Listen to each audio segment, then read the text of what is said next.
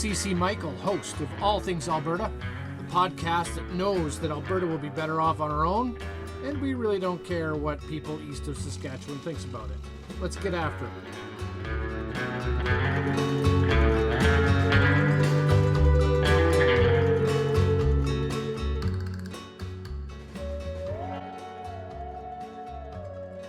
Good afternoon, welcome to All Things Alberta. I'm your host, CC Michael, and once again, we are blessed to have Dave Bjorkman, former leader of the Alberta Independence Party, now called, Dave, IPA? IPA, yep. So there you have it. Dave, I want to thank you once again for taking time to answer some questions. How do you find the topic so far? It's really good, Chris. I like how knowledgeable you are in the background, and it's going really well. So yeah, I always enjoy these things, and don't get discouraged when people don't respond right away. Things take time, eh? I've been to the up, I've been to the down, I've been to the up, the down. It takes time. Education is a really really hard thing to get out. Actually, people want real answers right now with no background, and it unfortunately doesn't really work that way. No, and I get that, and so education seems to be what we are needing, and that's what we're trying to do here. So again, thank you for your time. So there's a couple of questions. Why don't we start with this one? This one's one from a listener who has listened to the last two parts, and he wants more detail on. Can you explain what happened to Venezuela? Why are they in the mess they're in? Venezuela's in the mess they're in because of basically a socialist dictatorship came in. I mean, they had a really strong commodity industry in Venezuela, as you know, yep. Oil and gas, and they started borrowing over and above. Do you hear me? Yep. Oh, so Venezuela started borrowing and got into really heavy financial debt. And what happened is their commodity industry crashed. They started trying to bully some of their foreign counterparts, investors, and they lost their industry.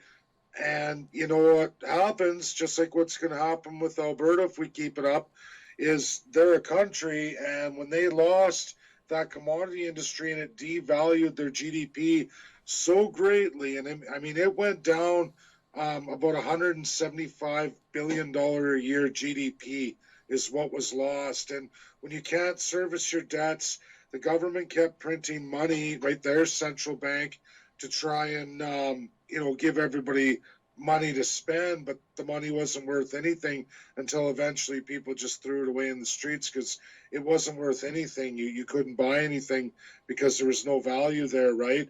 And that's what happens to all countries, and it's not just Venezuela. There are other examples, not in oil, but that is the example that Alberta really has to watch, even though we will be with Canadian currency, and it won't affect the entire country as much as it's going to affect Alberta itself. But even a very large dip in our currency would be terrible. Everything becomes more expensive, all imports. Like, you couldn't even, Venezuela couldn't import anything, which, they produce oil, but they couldn't afford to import anything.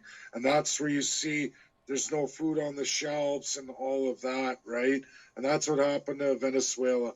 When you devalue your currency and you kept printing and printing, even though instead of, nobody would give you any world loans because you couldn't even pay back the ones you had.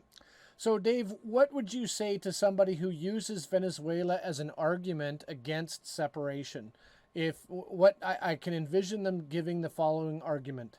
If Alberta was an independent nation who was heavily not influenced, but heavily into commodities such as oil and gas the way we are, with the oil prices in negative values or very low values, would we not be in the same mess as Venezuela? And is the only thing protecting Alberta right now is the fact that we're part of Canada?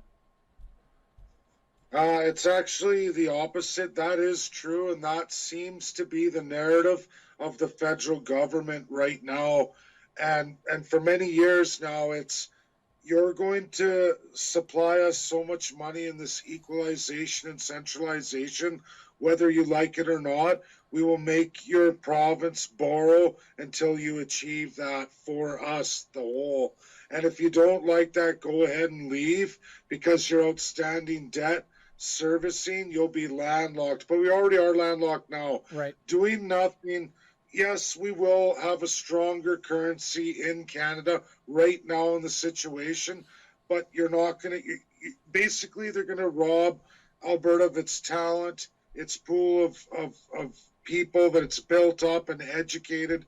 It's going to get robbed into other provinces subsidized by Alberta. So we could do nothing. And you know, this comment, this question or concern, I'm not sure what you call it, they are right. Technically speaking, Canada would stabilize a currency, a lower currency, but Alberta's going to continually go into debt to make Canada stronger regardless. You can keep borrowing it, and yes, the whole of Canada is still going to be held together, even though that provincial debt, like anything, goes into the pot as well as all Canadians and some viable industries that I don't think will be so viable in the years to come. No. Now, yes, it's a bigger thing right now. Canada would give us that cushion for a number of years, but it won't last at the rate we're going. It just won't. Now, if we left, right, yes, we're going to have trouble with those commodities, but in international law, if we join the UN, which I wanted to get into that with you, Yeah. and I know everybody cringes as soon as they hear that, but they're very misled by our government from both the right and left. And don't kid yourself, they want everybody blaming the UN instead of looking at it. What it really is that we're actually in breach of the UN. We've gone rogue with member states, which there are 193, and we've gone rogue, and we're breaking those binding laws. Now, if we separate and we commit to the binding laws, not non-binding laws, it will be Canada who would face sanctions. Would the road be tough for Alberta in those first few years? Yes, it would be. But I believe that a lot of international investors and people who bring the money forward, knowing that we would be in a different set or we're going for those laws and we're negotiating with Canada, that we'd actually be protected in that 4-year transfer. And that's why I designed the 4-year transfer, because it still allows all the protections. It's like a Brexit deal. Mm-hmm. And we would have a deal with Canada where we'll make a deal, but these are the things we're going for. And should they say, no, we're not going to honor those international laws and allow you to do that, or they're going to make it so all these provinces get a vote to vote whether we stay or go, when we're clearly being politically, financially oppressed in Confederation. I believe that the investment community, knowing that we were going for that, knowing that we would become a UN member state, we would get that money, we would get that buffer. We wouldn't just be crucified. Separation is not an overnight thing.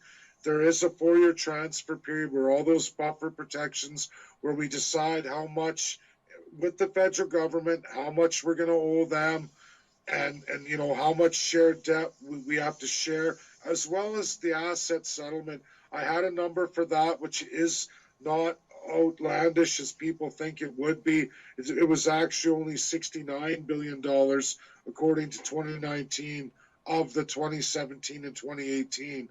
But that number's gone up a little bit, not extremely, but it's also against asset value and things that Albertans have invested in, and we get our equal share of that as well against debts. So it's not quite what everybody thinks, and of course with First Nations, but that Yep. 4-year transfer is because that's what's required in negotiation with the Canadian system, as well as the international community wants to see us give it that try before they're willing to step in and say, look, Canada's not being unhonorable in this settlement. They're making it impossible.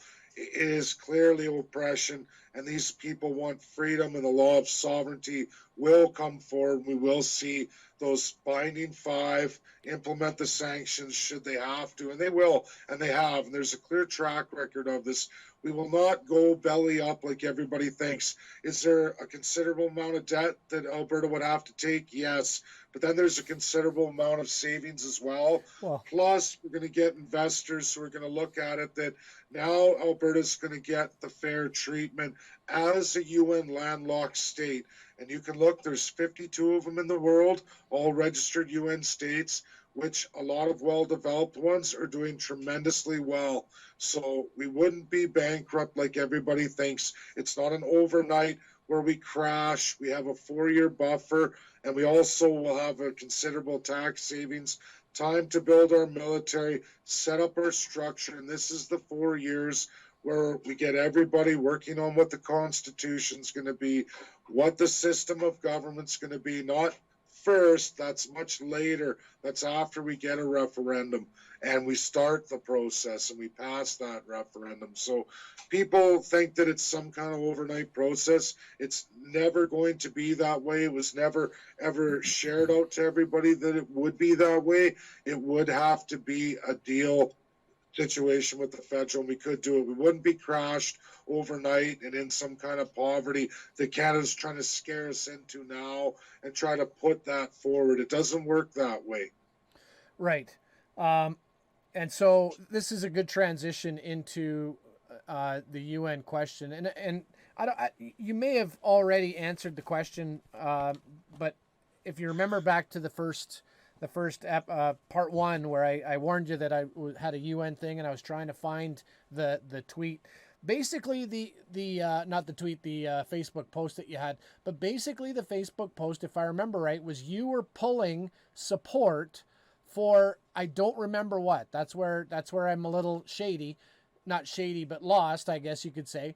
Is you were pulling your support for a group or whatever because they were not in favor of the UN or something. They were clearly anti-UN. Do you remember what it was?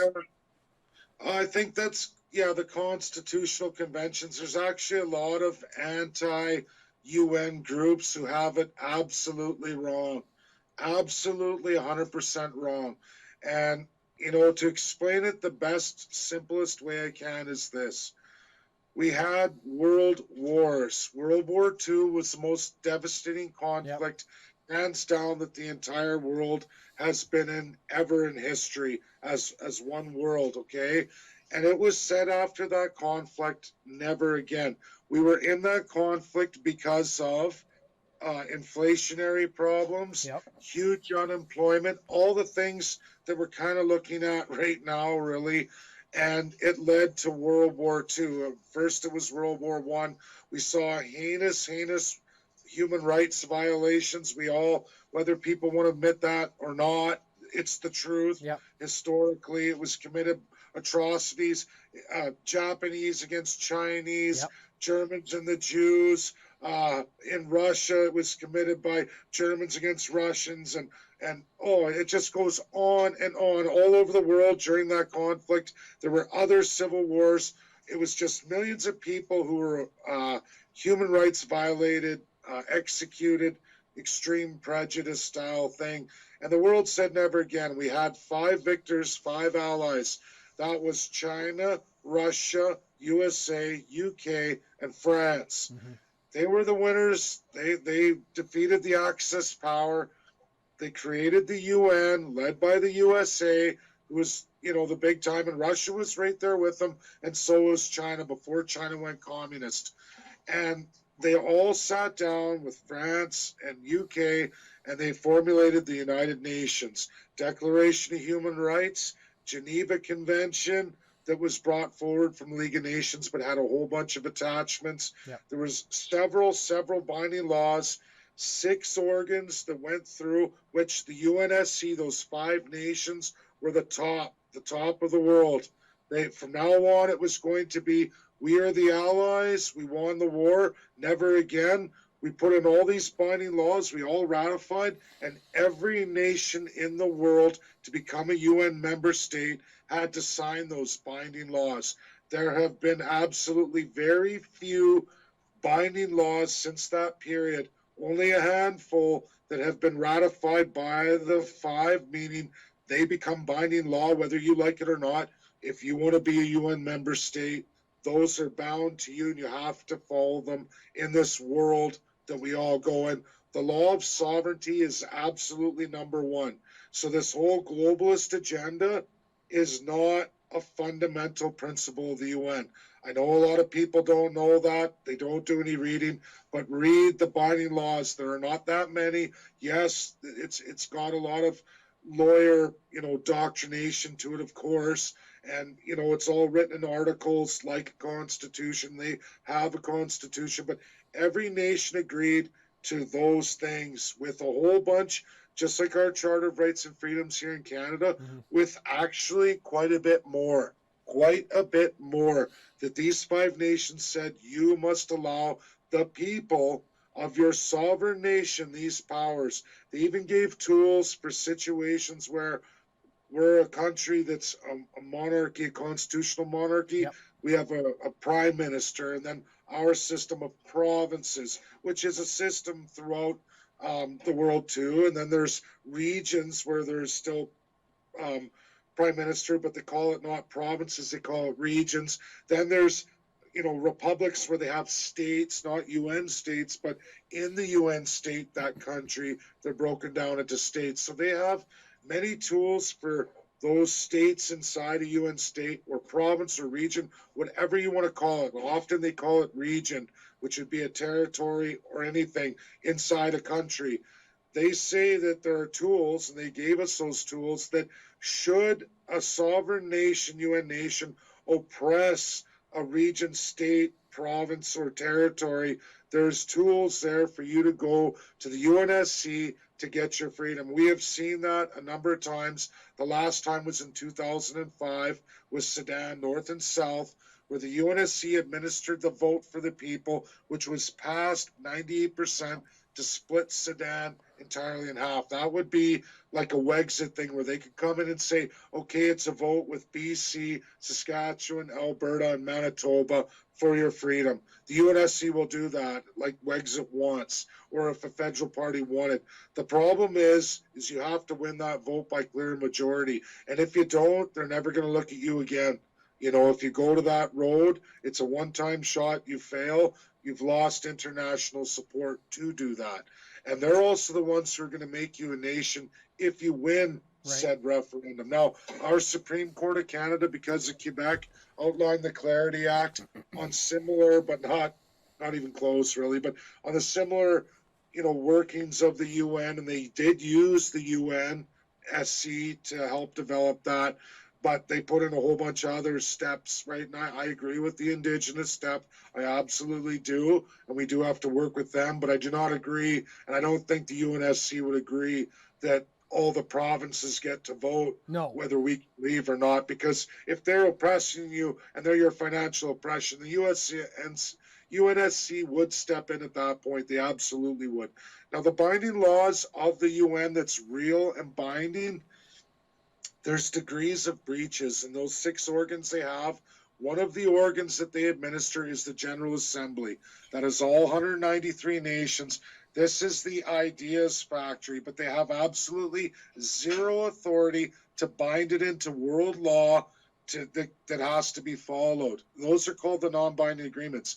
It's an ideas factory. Any nation, regardless of their government, who's a UN member, who pays their dues, can come forward at any monthly UN meeting or weekly and say, hello, General Assembly, I want to present this. I want ultimate socialism, and I want everybody to give me a bunch of money. And guess what? No one's going to vote for that. And even if all the nations in the world do, but one of the 5 who have absolute veto power says no, it's scrapped.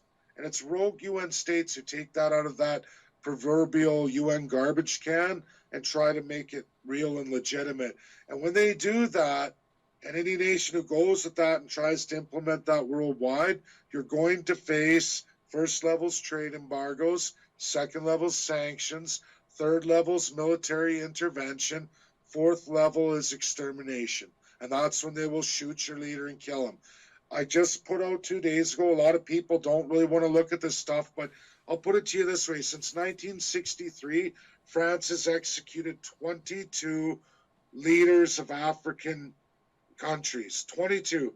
And know why? Because they had the justification that if you break a binding world law, it can get elevated to extermination when it's extreme human rights violations. There's all kinds of other things that they will lead up to that, like they'll trade embargo. You see it all the time, sanctions, everything else. You hear about G countries, G7, G20. Yep. There's actually, and yes, there's UNSC members say, yeah, climb aboard this next level, whatever. But the ultimate level is the 5. They're the only ones legally allowed and have nuclear weapons, legally allowed to use them. There's a couple member states that got in before that law was ratified on non-proliferation, but only those 5 nations make nuclear weapons. Nobody else. You try it and your leader will be destroyed. You try to do a nuclear power plant like we have CANDU reactors here in Canada. Yep. They are not the higher class nuclear, meaning self energy creating, like the enriched uranium. It's against the world laws. If you do that, you're going to be in big trouble. Never mind sanctions and trade embargoes. That's when you're going to see military intervention. We've seen this for decades and decades. Every president of the United States, if you don't exterminate somebody for breaching a world binding law, you're not going to be a president very long. Donald Trump has already done it. President Obama did it, and on through every presidency. You must protect that world interest. You must follow the binding laws. Democrats, Republicans alike have all used their ultimate power. It is just like 007. This isn't crackpot. You can look in the world. Have you ever heard of a Canadian prime minister ever issuing an execution order on anyone in the world? Nope. No. I mean, there's history years ago of spy versus spy stuff, but when we see 007 from the UK, that is absolutely real. The UK is a binding 5 original member with full power individually or collectively in the 5. I mean, they have to be careful, obviously, with each other. But on the world stage, if they feel they're justified, they can execute any leader anywhere in the world deemed to have broken a binding law of severity enough. And we see it all the time. UK's done many. USA's done many. Russia, I believe it's 112. I'm not right. I think about 70 foreign executions of military leaders or rebels or government officials. Russia's executed them with absolutely no penalty. China's done a number too, not to nearly the rest actually, but they've done the imprisonment. No one stops them. They run the Muslim. I think it's Uyghur. I don't know if I'm saying that right. Yep. They run, they run concentration camps to this day. 1 million Muslims, and you know what? Who is stopping them? Nobody, because they are a binding 5. This is their power. This is what they get to do. And people have to get understanding that, we hear about rich families. Sure, they manipulate currencies. They destroy countries. They generate wealth. But people get it wrong from the left side especially. And now alt-right people are getting it wrong too. Central banks, sure, they print money and they borrow and they do, and you get things right now that you didn't work for, but you physically have an asset of some kind generated from that money. So it wasn't just like you got free money and they're making this money worth more. There are all kinds of assets, and it generates somebody's doing the work to put that value to the money. You know what I mean, right? Like there's a physical asset, or your currency would just keep going right down to the toilet. We lost our currency value a long time ago. So, even Michael Moore, and I know another presentation, they have it wrong, and this UN, the binding 5, as it stands in today's era, since 1948, they are the world police, the world judge, the world jury, and the world executioner. No other UN body has any other authority above those 5. And ultimately, they can veto anything. There are 5 organs besides them that all have various powers and authorities over things. And yes, World Bank, World Trade's all there. But at the end of the day, it's the power of the five could literally dismantle them. It would put us probably in World War III again. And, I don't want to see that. I'm okay with the five, and I encourage everybody read the binding laws of the UNSC, binding membership rules of all member states. As long as all those five countries have signed it, that means it's bound. If it's not signed, it means they didn't have consensus. It means you don't sign it, you don't implement it in law. And we've watched Canada implement all kinds of law that's already put us at the level of trade embargo. We were removed from the UNSC for the first time since its inception, since we were a founding member, for the first time just 16 years ago, 2000 or no, 14 years ago, Stephen Harper, 2006, because he defunded the military. Like, there's so many things people think with non-binding UN. They blame the UN, but it's your country who's bringing a garbage can UN agreement on a rogue UN state, and it's going to fight the five. It's why we have so much trouble right now with USA, China, Russia, UK, and France in different ways. And, we can't just take one of their narratives. If one of the five said no, it doesn't matter, friend or whatever, you say, look, you guys didn't get consensus. We want to follow your rules, and we're going to follow them to a T. And if you do that, you have a lot of success. And the nations who actually follow the binding laws are at the most success.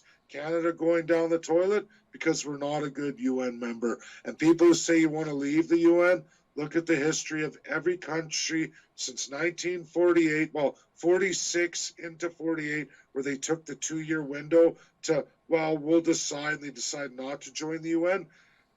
You have no protections whatsoever. Any country can invade you, do whatever they want to you, because the world binding laws don't apply to you. Don't expect the USA to stand up to a UN member state with another country that isn't a UN member state. So there is no getting away from it. It's just how we work inside the UN.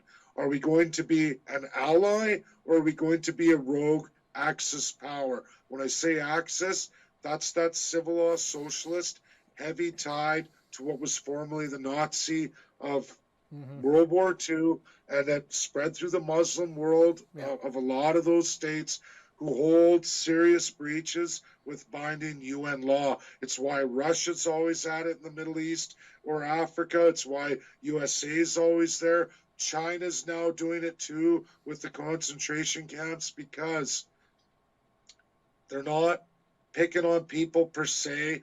They're following the binding laws, the police, the justice, the jury, the executioner. And that's just the best the world can be. If you don't like it, you want to be a radical socialist with no human rights violations, by all means get in line. But if you ever get some serious power, look out, you're not going to hold it for long. You're going to be driving in a car and a missile's going to hit you from a communications in outer space. And if you don't think it's real, UK, China, Russia, USA, and I missed one there, but France especially, believe it or not, who's probably done the most leadership assassinations in the world since 1963, but they all do it, and there is absolutely, show me anyone who's been punished for it. There isn't, and it's only when they break the law of sovereignty themselves that they can be held account. And then, like we just saw with Crimea, Russia took the sanctions. They didn't care. They would rather take those sanctions economically than actually have to give up their binding power of the five. And, sorry, world, but nobody has a military force that can come even close to those five countries in nuclear might or in armed force. And people say, oh, the people rise up. No, they won't. They never do. And it's not to that level. And if you take the time to read the binding laws of the UNSC, the real UN, the real category, not this baloney non-binding stuff. As soon as you hear non-binding, it means not sanctioned by the UNSC, not real UN. That's what it is. And people still try to deny this because Canada enforces those on its own people. and loves the narrative of the masses believing that it's some other narrative when it isn't so true. And I encourage people to read the best one to start with is the Declaration of Human Rights, not the illegal Human Rights Council that is non-binding and not in the legal UN. So read the Declaration of Human Rights. It's bound. There's your world rules. I don't think there's a person alive that can find anything in there that's going to tell them that this isn't a good thing. One more question about the UN, Dave. And how do I put it? What is the goal of Trudeau? Why is he spending millions of taxpayer dollars to African nations in order to get a vote for, what's he trying to do? What's the end game? Trudeau and his Liberals are tricking you, the Canadian public, especially our left, that has all the support for Trudeau and the Liberals and NDP and Green, which are a majority of Canadians, unfortunately. He is tricking those masses to believe he's going for a UNSC seat that gets a preliminary vote from all 193 nations. A preliminary vote to become a United Nations Security Council seat holder, to be in that room and get to help develop world laws. Unfortunately, again, that's a preliminary vote, and it is only good if not one UNSC member rejects you. And right now, China has vetoed Canada. Russia has vetoed Canada. USA is very close to vetoing Canada. I don't even know if UK is going to be on Canada's side with where they're going now that they've done Brexit, and they're so, just out there to get a trade deal with USA right now. Yeah. And Australia, they're not. Canada is like in a distant 8th place on the radar. They might not even try with Canada. They're likely, if USA is angry enough, and with Russia and everything that's going on in China, UK might just say, yeah, you're right, I'm vetoing Canada too, but it wouldn't matter anyway. It only takes one of the 5 to veto you. And I'm telling you, absolutely 100%, Justin Trudeau and Canada has been vetoed by Russia and China. We shot our mouth off. We ran them down. We put sanctions on Russia. We've made statements against China. We say all these things that they're bad. They did this, this, this. Half of the narrative we sell is wrong. It's not international relations. And we did it very publicly with our very ignorant media. And unfortunately, academia is not well educated. I'm telling you, this is what's called international relations. And Canada doesn't have any kind of concept of international relations, whether it's on purpose by that elite group of political parties or not, or it's just an incompetence. But I'm telling you, that's the rule of law, and anyone can look it up, and you'll find that any one of those 5 can veto you from the United Nations Security Council seat. So what does it matter if you suck hole for all these countries if you know you're vetoed? Well, Trudeau's using it to pretend that he's running for his seat so that all Canadians on that side of the aisle think he's a great, wonderful leader trying to do his best out in the world. And Canada's in the race, and he's going to do it what Harper failed by getting us kicked out. But the fact is, nobody's going to get a United Nations Security Council seat. We've signed too many non-binding agreements against those 5. This is how stupid our leadership is. Well, I don't even think they're stupid. This is how corrupt and how much the money they've put in their pockets, and how many rogue UN member states with rogue rich families who are not citizens necessarily of those 5, who are also lining their pockets by getting Canada to make deals with countries who are against the 5, who are more closest to the Axis powers. And this has been history with the whole Trudeau family.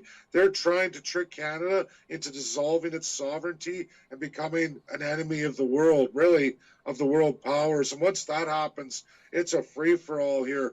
We're going to be worse than Venezuela. Venezuela's already there with their human rights violations, by the way, but they haven't lost enough yet, but they will if they continue in any darker corners. So, Well, you know, Dave, I think it was after our last episode, I think I ended the show by saying I'm going to go drink a beer.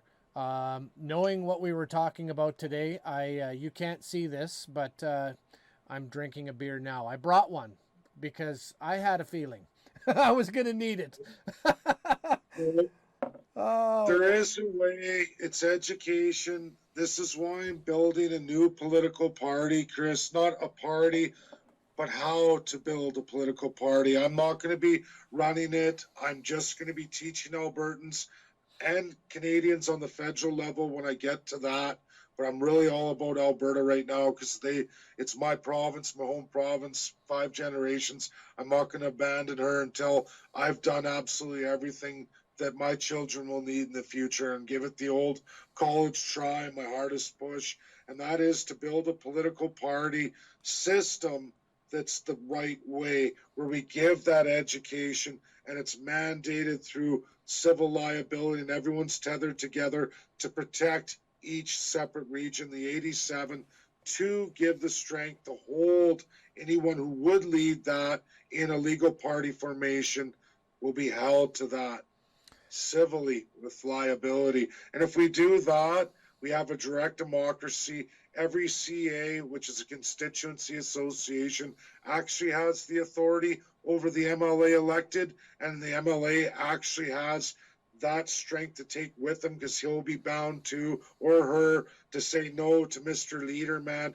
The leaderman of that party that group forms will have signed that too and be bound to that agreement, will be bound to world law as it is bound, not as we won't be allowed to sign non-binding agreements. We won't be allowed to go down these dark roads when we know that there are severe consequences to our nation.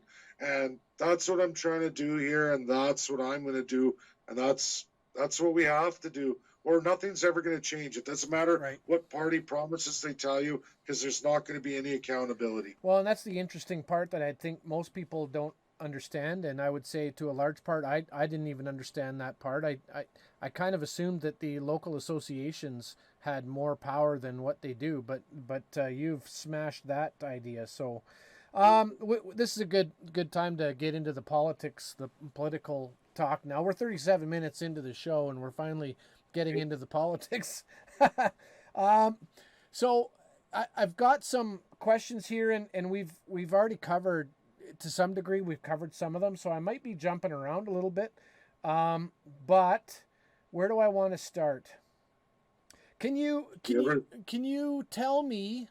I don't remember if it was from the first show or the second show we did, but you talked about the repealing of Bill C-48 and 69, which I agree is vital. The question is how do we do that?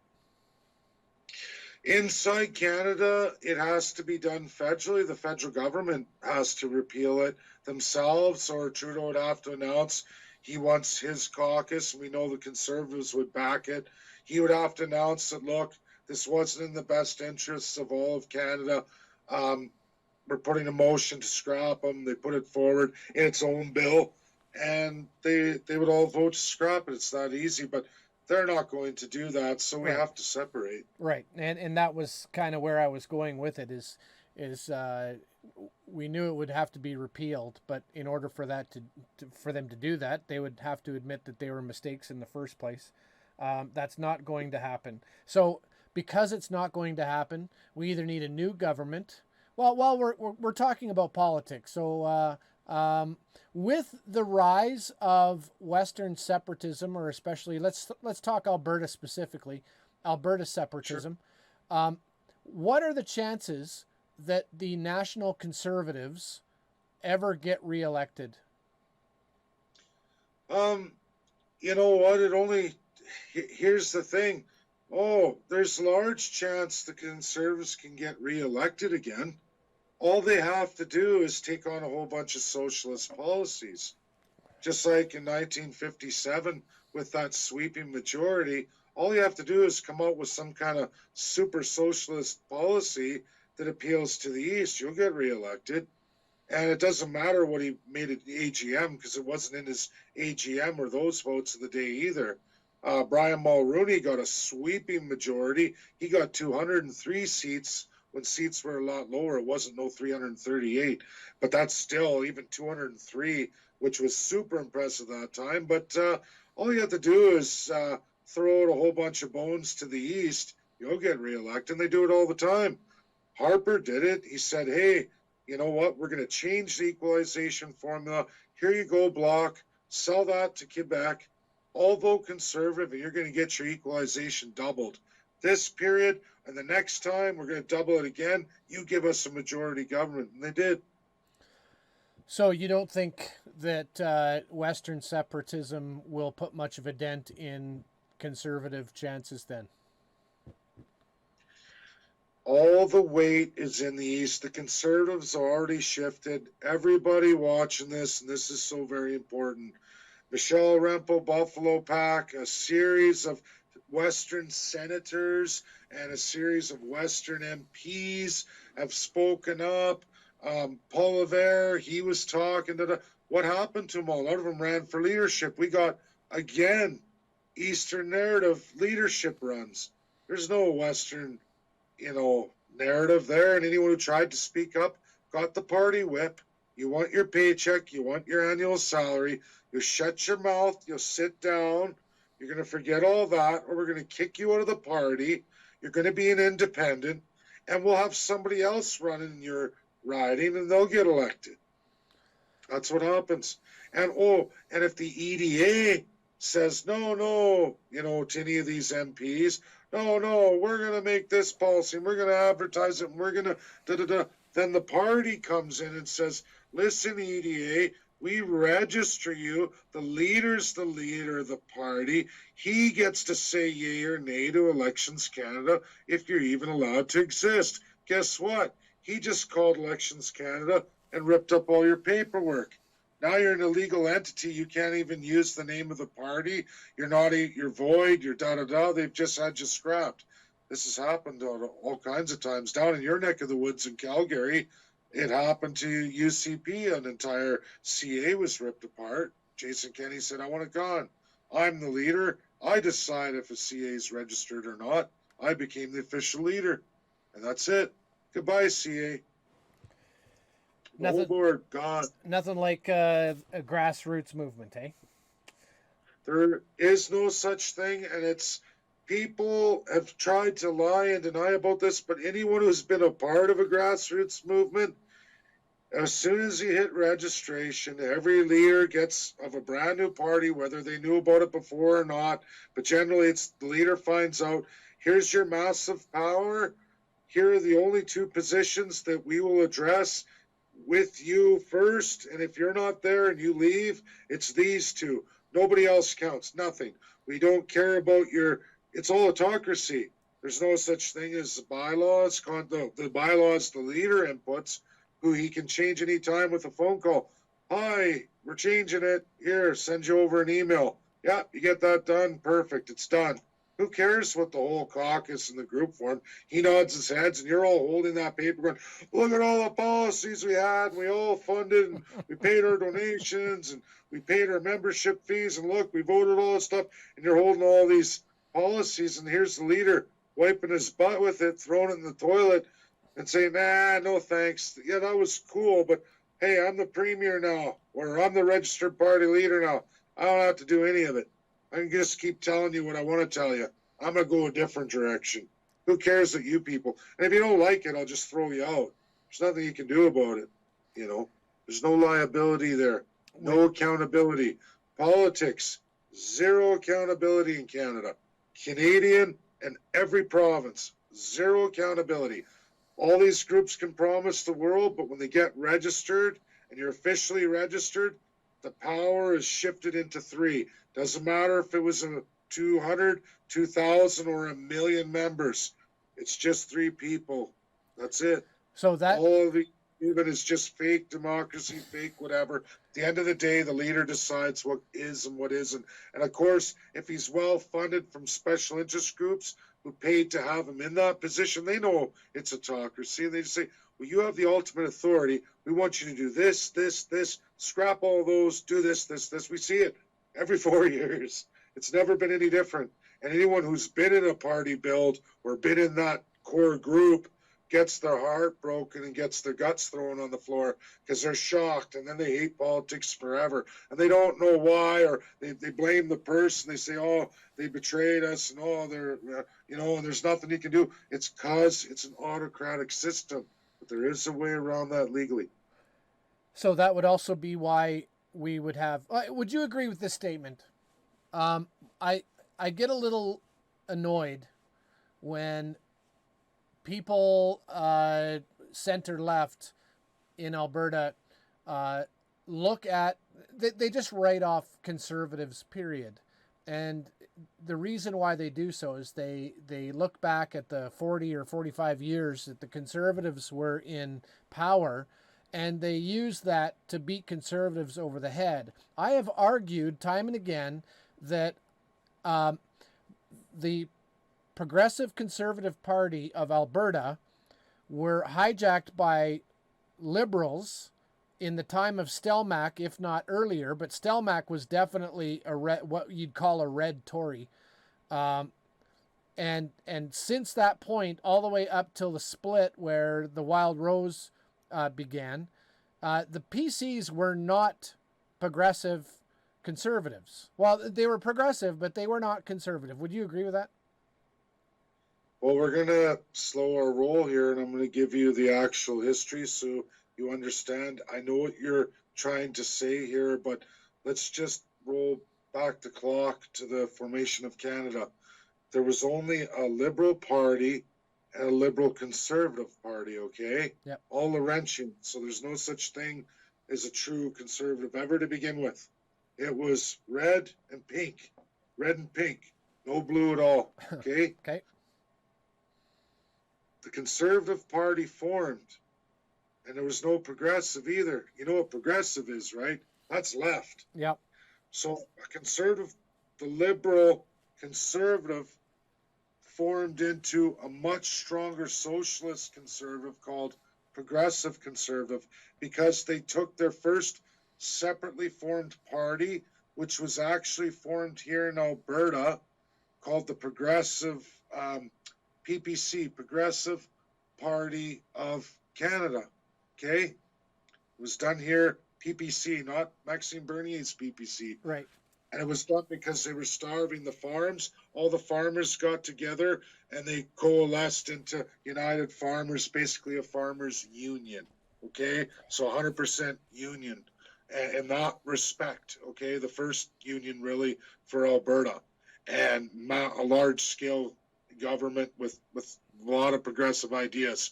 They had to, because they couldn't make it independently, right? Everyone was starving. So they made that party in Alberta. It spread out. It had a provincial and a federal party. And the Liberal Conservative finally merged with it out of the 20s, and it became the Progressive Conservatives. So it's always been pink Tory, guys. I'm sorry that there are some conservative values. Like there's, when you start adding words to conservative, it changes the whole thing, right? Progressive conservative, right? Just like social justice. What does that mean? Yeah.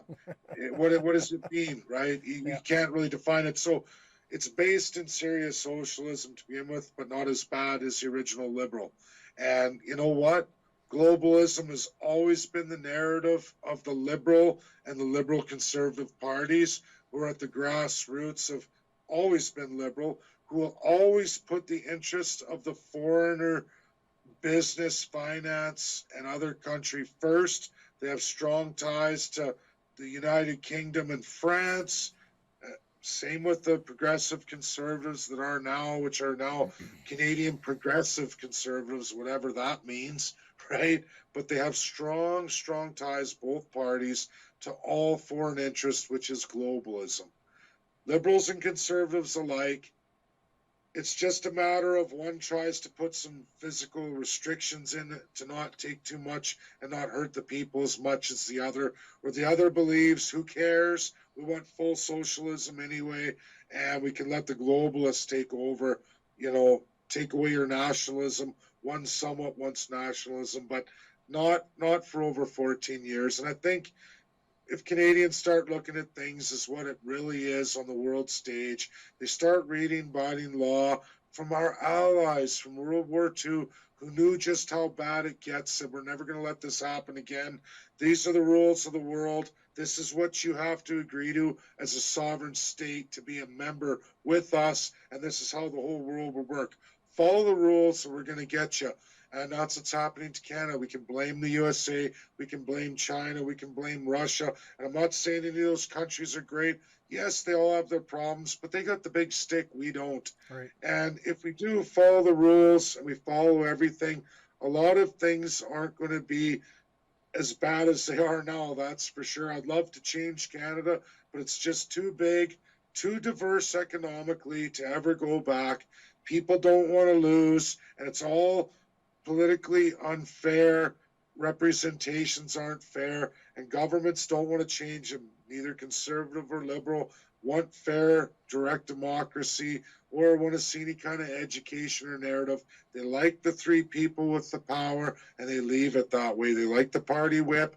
You'll do as I say. I have all the power, and you know what? Foreign interests fund me to express that power. And the more I do for them, the more I fill my own pockets. Screw the rest of you. And I'm sorry, Canadians, Albertans, there is no other narrative. That's the narrative. Get rid of everything else. If it sounds radical and you know everything else, it's easier to just accept what is right in front of you. It's easily read, reasonably understood, and accept it. That's the way the world's supposed to be. That's not what Canada does. And you're in a civil law socialist to be system that's against those five realistically, and where do we want to be? This post-national state? I don't think so. No. I like my sovereignty. Yeah. They're doing it anyway. Dave, how do I ask this? Wexit. What do you think? It's taken on too much radicalization. Sure, I know they're gonna squash IPA when they get their registration. I'm sure they would. I don't hate Wexit. People get consumed about you need more base, no matter what. But then you lose your credibility and your viability, and that's where we're doomed. They've got way too many radical groups inside them now, and you know it. We're getting you're lunatics, and the vast majority aren't going to vote for them. Will they see a great amount of votes? Will they get a percentage 10 times higher than mine? Sure they will. But and you can say, oh, that's where we're on our way, but on our way to what? You've got the UN knocked out of the narrative. You got all these radicals who want anarchy now, a bunch of racists touting haters and a part of it that you haven't addressed. And I get it, you want the big numbers, but we're not going to separate a Western Canada. I'm going to tell you right now, No. Anyone telling you that, they're just as bad as Rachel Notley or Jason Kenney. BC's never going to separate, and neither's Manitoba. Sorry. Alberta, Saskatchewan, sure. And they say, oh, no, we're going to have this narrative. That's not what the media sold you as. It's not how you got your big following. I see people time and time again, Western Canada. Yeah, it's a minority when you add them all together. It's a massive small minority. Alberta needs to separate. Saskatchewan is needing to separate. These are two provinces who have the ability, if properly educated and soundly made available by an articulate, well-groomed male or female that can go out there and win the hearts and minds of many. I mean, that's not going to be me. I'm a guy who always is supposed to be behind that person. Here's some more knowledge. Here, you got to know this. That's all I ever was supposed to be. Right. And because we couldn't get somebody like that, I had to go up front. Now everybody thinks, oh, I just go up front, the average, but and they don't care what's legal, what's true. It's what I want. I don't want a UN. I don't want these things. You don't have a choice, and you can keep saying you're going to have some revolution. you're just going to see a minority amount, even if 200,000 people online or by email say, yeah, revolution. No, let's just turn this upside down. Who's going to show up at the revolution? 500 people? And you're going to have a big SWAT team of arrests and people charged, and that'll be the end of it. And that's kind of what Wexit's kind of leading into. IPA is such a tiny, tiny group because they've isolated themselves from so many people. They backstab, betray. It's been going on since I resigned. I mean, it was there upon registration, like every party. And I know where everyone's trying to steer it into this, and I'm glad they're holding out at least not to lose separation. But there's all these would-be, we're the next conservative party who's going to be in confederation, full autonomy. Come with us, but they have zero support, zero polled support. They get media info. It's everybody, we got to stay in Canada. We got to. No, if you like socialism, you like oppression, if you're a big supporter of the Soviet Union, that means then, yeah, you should stay in Canada, I guess. It didn't work in the Soviet Union, which is now Russia and the Federation, right? But, I guess it'll continue to work here, even though we clearly see by our outstanding incremental deficit leadership after leadership win, more and more debt, people's quality of life going like this, standard of living going down. And people are seeing it now, even COVID, no COVID, we would have got it from the oil anyway. Yep. They just keep chipping away at you, and Well, I'll give you my 2 cents. I've been saying since the first time I started paying attention to the Wexit movement was that I appreciate Peter Downing and I appreciate what he's been trying to do, but Peter Downing is not the leader to take us to the promised land. Never has been. The fact of the matter is that Trumpian tactics work for Donald Trump, and that's it. You cannot adopt Trumpian tactics and expect to be taken seriously. I've got relatives that I'll take my dad, for instance. He's in his 70s now. He's so sick and tired of what he's seeing that he is entertaining separation. But he's already told me, I will not vote for any party led by Peter Downing. The guy's an idiot. And that was his words, not mine. But the fact of the matter is I had an episode on. It's been a since deleted episode from an organization, if you want to call it, called Vote Wexit, and they did a coronavirus hoax video that was what you called earlier conspiracy theory and tinfoil hat wearing garbage. And I wasn't even arguing the merits of the overall argument. My problem is that if you're going to jump into conspiracy theories, you said it earlier, and I couldn't agree with it more. You'd better come with facts, and you'd better be able to better be able to connect those dots with facts and prove them. And if you can't, shut up because you sound like an idiot. And the fact that I approached Peter Downing specifically about this Vote Wexit YouTube channel, and the fact that they're spewing all kinds of weird stuff and they're using the Wexit name, aren't you upset about that? The only way, I don't know, the guy's name's Eric. I don't know if Eric and Peter are buddies, but I cannot believe the political obtuseness of any political leader that would allow the Wexit name or whatever political party name there is to be tied to such wackadoodle stuff. Like, you're just shooting your foot. Do you think that I want to go back, you said Trumpian and Peter Downing, and I don't, what Peter did was great. He had massive movement. He had a shift. Yep. He had a great following. But what have you done with that now? It's damaged. It's damaged. Yeah, exactly. People don't realize. I'm not running for a political party. I'm going to build something that allows people to form a proper party in the quiet confines, not public.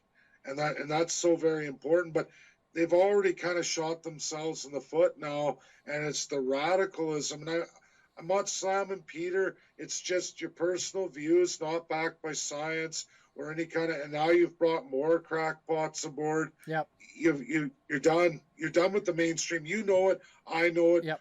You know what? Nobody's knocked on. And then there's a few people in Wexit I appreciate, and Peter too in his own Yep. rights. Like, let's give him credit for doing what he did. But Absolutely. if you haven't gone around and knocked on enough doors to get answers before you champion something that most people don't share, and then they go like this, ooh, you're mentally ill, Yeah. or whatever it is, right? And that's what happens. And it's not that Peter is mentally ill, but this is where we get into, hey, like I said, people believe in space aliens. I don't believe in space aliens. Hey, I believe in God. I know, and that's through, I was raised in the Catholic Church. You know what? That's on me, but I don't use that as my talking point that Jesus will rule forever. Can you imagine me doing that? That's not going to appeal to the masses. You know, a lot of people can relate to some of these things, or a portion of the population, but it's not for policy and platform. Policy and platform is getting consensus from everybody and knowing what you draw a line with, which is our Charter of Rights and Freedoms. Yep. You're all allowed to have those. Just don't push it on me, and don't politicize it seriously. And that goes for ramming it. Like, I wouldn't say because Hindus believe in space aliens, oh, Hindus and political, and we got to ban them like NDP does with religion. I mean, no. If they ain't hurting anybody, who cares? But don't, whether you're championing it or knocking it down, that has no business in politics. It just rips people apart. You know what I'm saying? And that's why everybody has their opinion on things. There's opinion, then there's actual real fact, Right. things that have to be addressed, like a pandemic, and you have to look at the science. Now, you can have your thoughts on it. Hey, I have my own opinions. Hey, we should just have maybe older people, and those in this condition should be, refrain. Everybody else go about your business. I believe we should get the immunity, but I'm not going to start saying this drug or that or this. And I have no doctors, no legal team, Right. no nothing. You know what? You're just creating crazy. And I see crazy growing more and more. The old pitchfork and the torch in the air. Where's the Frankenstein, or Dr. Dracula? These were creative works of art, but they're based on a reality of people's mentality. They'll make stuff up. They'll go radical when they don't understand something, because it's just easier for them to do that, and that's not what you push forward. And it's a shame. No, it is going to cost, but there is a percentage who, if the population are gravitated to that, I guess people want to win that. But you know what? You're damned. You're truly damned. Agreed. And the easiest way, I think, and this is something that even for me, I've never been a wordsmith, but you have to learn how to talk to people in which you are going to offend the least amount of people while speaking truth. And that's something that is frustrating to see from the separatist side of things, where I'm still seeing something. I saw something even the other day, the term guerrilla warfare used, and I just cringed, going, you can't use that terminology when you're trying to start a movement and be taken seriously. You just can't use those words. Knock on doors and find out the reality. I've knocked on so many doors. And even when you get into policy development, this is the problem with a small group making all the decisions for everybody else, is they haven't talked to everybody else. You're in your own mind, and you're only in I can tell when it's a small panel of decision making, because if it's a big, like when I had AIP, there was hundreds of us involved, and yes, people quit. There were people who got upset, my policy doesn't go forward. Hey, I had to accept the fact that the consensus wanted policies that I didn't want, even as leader. And I had to make those physically, in a physical reality of money and economics, work, even when I didn't like the policy. Right. I lost. I accept it, even though I was a percentage of, down in the lower 1.4%. And I was mad. I wanted my policy, but you just go, and you swallow it. Yeah. That's the party. This is the will of the people. At least it's consensus of at least 114 people at that particular time. It was clearly I lost, and I just said, yeah, fine. And it was hard. It's hard when you don't support what it is, but you have to physically make that a reality, get the policy ready, draft it, and let everybody vote on it. And, and you don't want it at all. And you still voted against it. Yeah. You helped do it. But you know what? It was accepting that. And that's almost out of power. Oh, I got 15% left. So I think that translates into about 10 minutes here.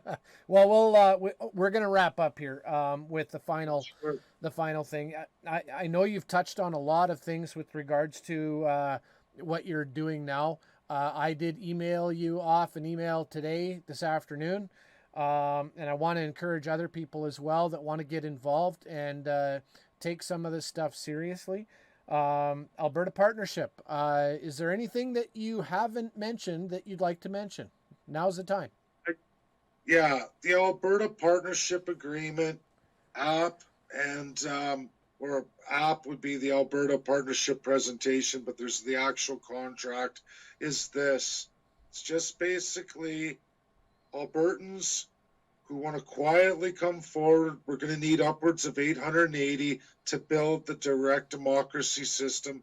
You're going to be forever cementing how Alberta operates politically from here on out, giving full power to the CAs, giving full power to the MLAs to represent what's brought forward by the CAs, ratified by all 87 together in a majority, going forward to the leader who's bound to the same thing, who cannot stray, or he becomes liable to all 87 independently. And trust me, nobody wants that kind of tarnish on their record or a lawsuit they will win in court on a clear contract that is binding in Alberta law, and there's no getting out of it.